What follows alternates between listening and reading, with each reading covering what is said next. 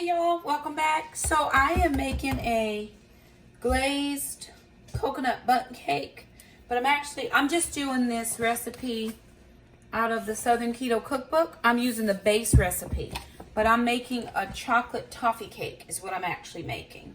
So I'm just putting all of the base ingredients in, and then I'm going to soup it up just a tiny bit because I don't want the coconut and Alana won't eat coconut. So I'm going to make it different. Now, any cake I make, I use this as the base cake, and then I do a little bit something to it. So that's what I'm doing right now. Just making this base cake recipe.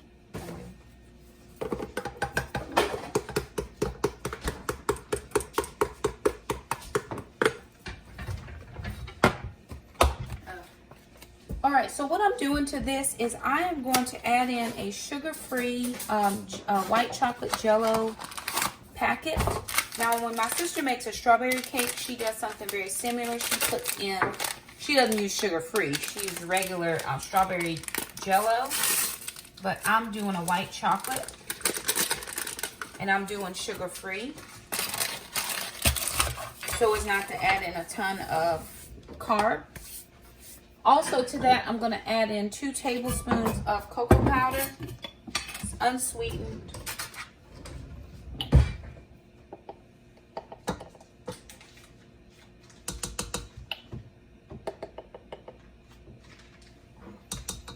Just to turn it chocolate. You make sure that I have all of my...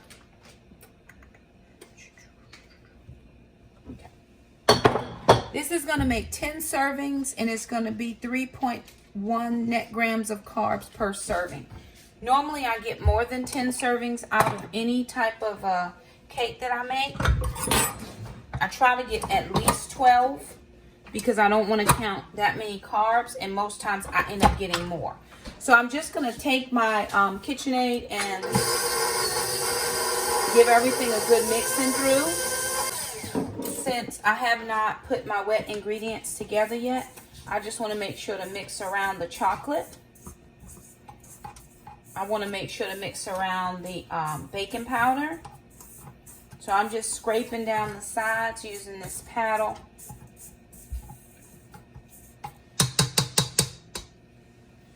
Alright, so that's everything that's dry. Now I'm going to add in the wet. So I'm going to take my eggs and crack those into here.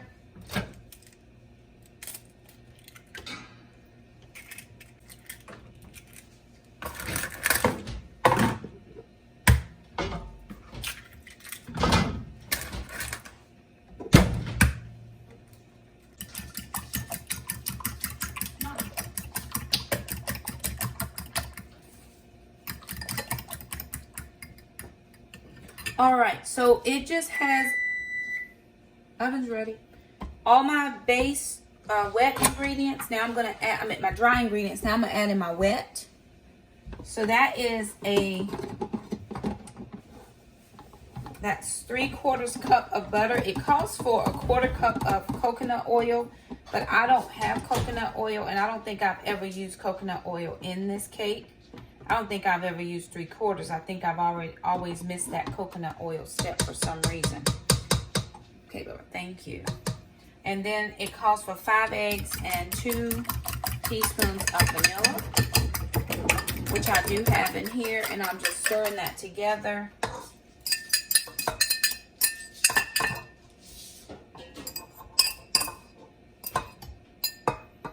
Hey, Jack, if you'll get the pans out. And then I'm just going to stir together. Okay, marked differences in this cake than any other one I've made so far. Because I did put the cocoa powder in there, it does smell chocolate.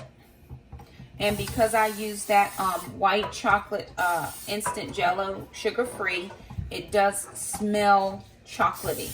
But for every cake that I make, it's the same base recipe. So I'm going to scrape that down and give this another quick mix, and then I'm going to the oven. Whoopsie.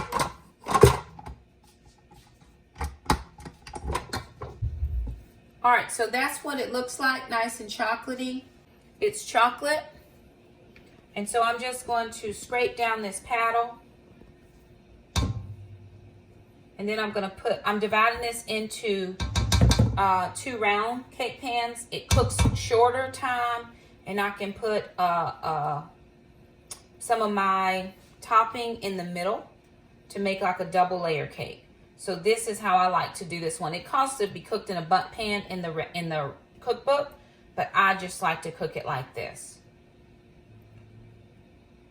And I do try to scrape all of this off. Now this is not like a soft, it's a soft batter, but it's not pourable like when you do a box cake mix.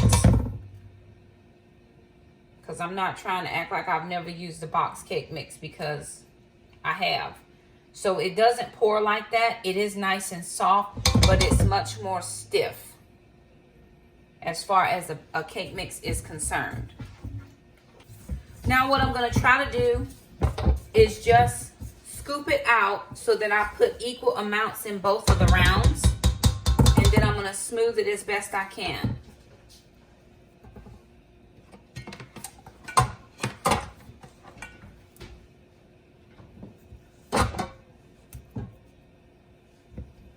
Kind of looks like soft serve ice cream to me. Whoops.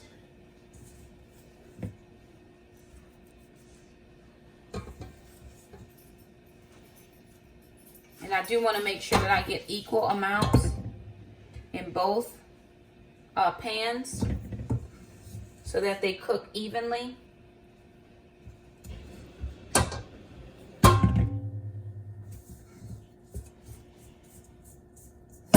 And I'm team scrape it all out. Don't leave any in the bowl.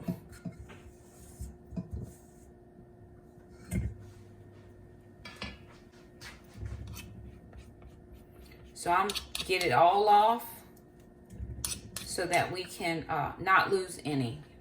I'm always a firm believer, if I gotta eat these macros, then I may as well get all that I'm supposed to have.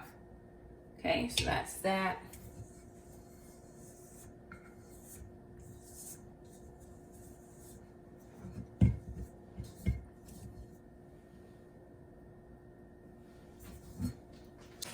All right, now I've got everything equally distributed. Now I'm just going to push this down in the pan so that it is able to cook in a round shape. And whereas it's pourable when you use a box cake mix, this is a little bit more, like I said, it's almost like a soft serve ice cream. And so I want to make sure that I'm able to pat this out flat. So I'm just going to spray down my knife and my spatula. And maybe even the top of that, just so it spreads easier and I'm not getting stuck on the knife. And I do like to spread it out because sometimes it can be a little thick in the middle, and I want to make sure that it cooks evenly all the way around. So I do give it my best effort. And I'll use that because it's flatter all the way around.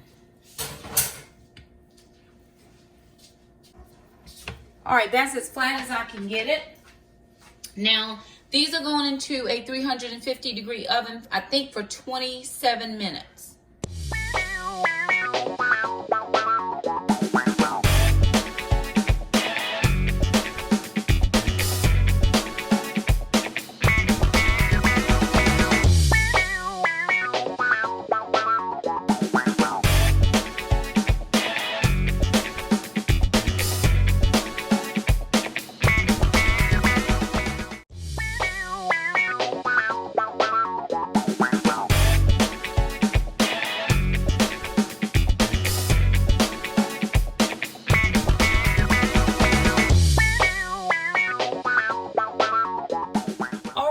We pulled the cakes out.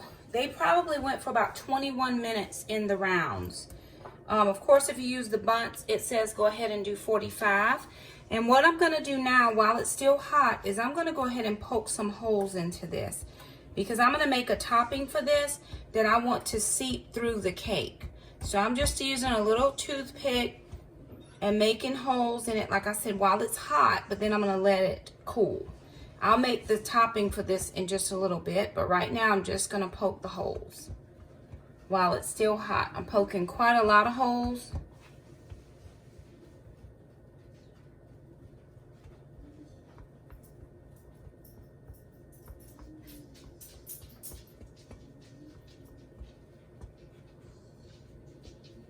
Don't rip the cake, but just kind of, you know, go around. As it's cooking, it smells just like chocolate cake. So, again, that's the Southern Keto's recipe for her bundt cake in her Southern Keto recipe. I just use the base, and then I add in a few things that I make my own toppings. So we're going to let this rest. I chicken in the oven and butter cabbage in the Instant Pot. And as soon as that is done, we're going to have dinner, but I will show you how to finish this cake. All right, you guys, so I'm going to make the topping for this cake. So I've made this before, and it's equal parts. So I've got 2 tablespoons of butter, and I'm going to put that in just a saucepan to melt. And I'm going to use 2 tablespoons of heavy whipping cream and 2 tablespoons of keto-friendly brown sugar. Now use whatever you have on hand. This is what we have, which is the Splenda brand. I know that the monk fruit or the swerve is better, but I don't have that. So right now I'm just using up what I do have. And all I'm going to do is let everything melt together. Now my butter was a little bit frozen. Not a little frozen. But I'm going to go ahead and get everything in. And I do want to measure this out in equal parts.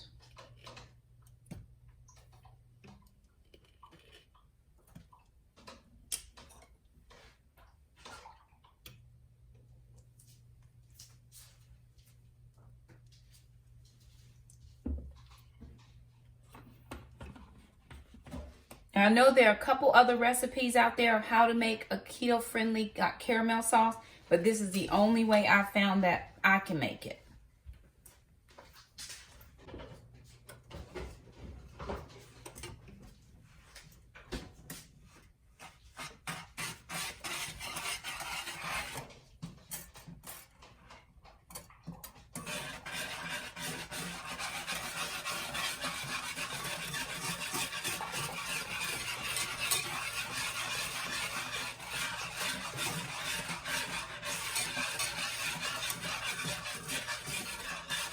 Now, it doesn't make a thick sauce, but I'm going to spoon this over the cake rounds.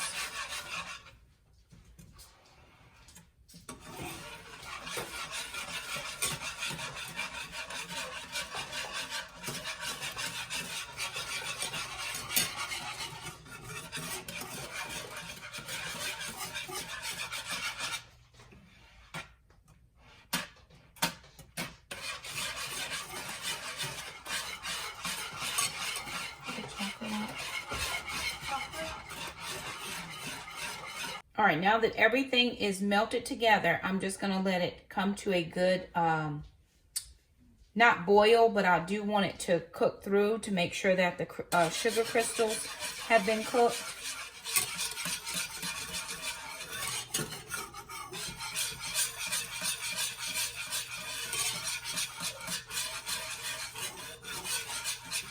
And now we're ready to top the cake.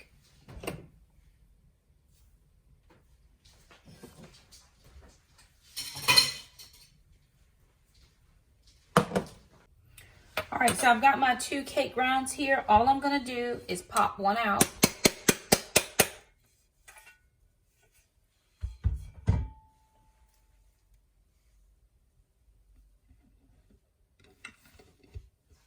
Pop that. It smells delicious. I do want to make sure I have enough holes on this side since I punched the holes on the other side. I just want to make sure that it went through.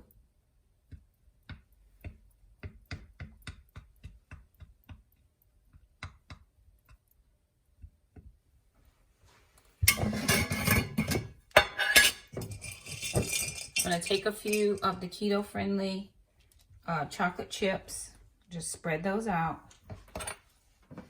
And then I'm going to take the caramel sauce that I just made and drizzle that over.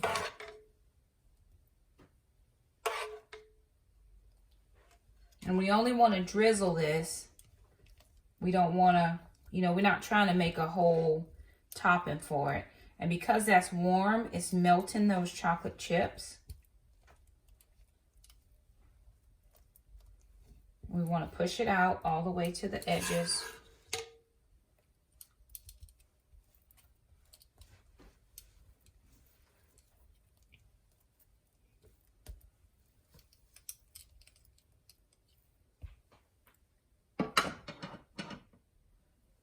Then I'm going to take the other one.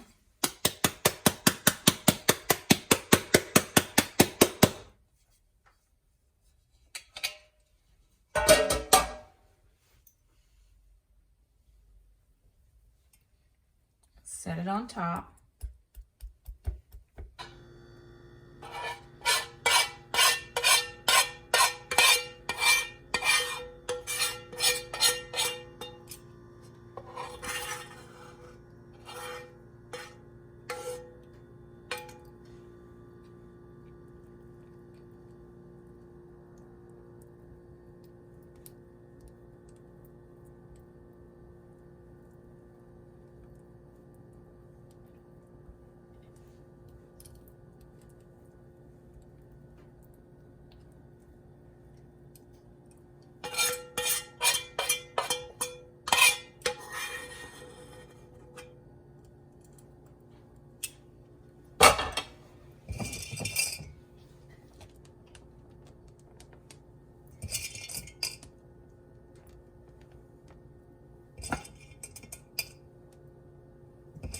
Strawberries.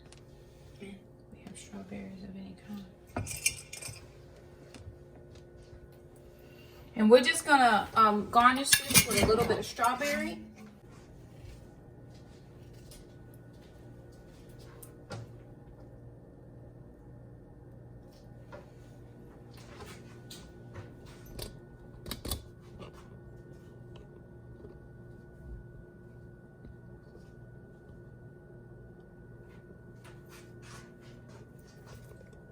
Hand me the whipped cream. Put one more up there.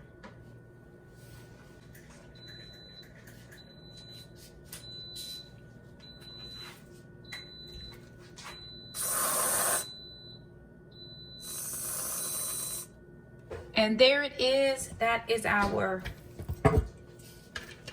chocolate caramel keto cake. Looks great to me. We're going to give that a try. That'll be our dessert for the next couple of days. I have a sweet tooth and I have to have something. I prefer to make like one dessert a week instead of making multiple little mini things. So this is going to work. The butter cabbage just finished in the Instant Pot. So I'm going to grab that and I'll get the chicken out of the oven and we're going to put dinner together. Alrighty, you guys. So here it is. This is dinner for tonight. We're having butter cabbage. And this is some of that rotisserie chicken that we got from Costco. It just has some of the Sweet Baby Ray's barbecue sauce on it. And that is what was left over of the thighs, legs, and wings. And then here is our keto chocolate caramel cake. And Jackson has a piece and he's going to give us a taste test. So let us see your piece, Jackson. And Mom just put a little bit of whipped cream on there and some sugar-free chocolate syrup on Jackson's. And he's going to let us know what he thinks, how it tastes.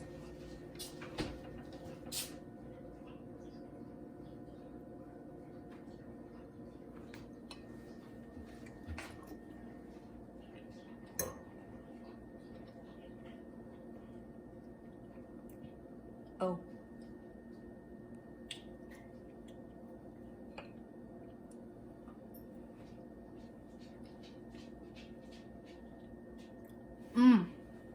Oh, wow, that is good. Now for a second, I almost thought like keto substitutes for cake and keto cake taste a little different. You know, you can taste those little difference, like you can sometimes taste the almond flour, but I almost thought for a second that I was non-keto cake with a non-keto batter, and that was delicious. Well, there it is, you guys. Jackson, Mr. Taste Tester, has said it was yummo and delicious. We're going to live our best life. I've got a meeting in about 15 minutes, so I'm going to go eat my dinner, and then I'm going to have some dessert with a cup of coffee later. We do hope that you enjoyed this cook along with us. Thank you so much for stopping by. Give the video a thumbs up, and we'll see you next time. Bye now.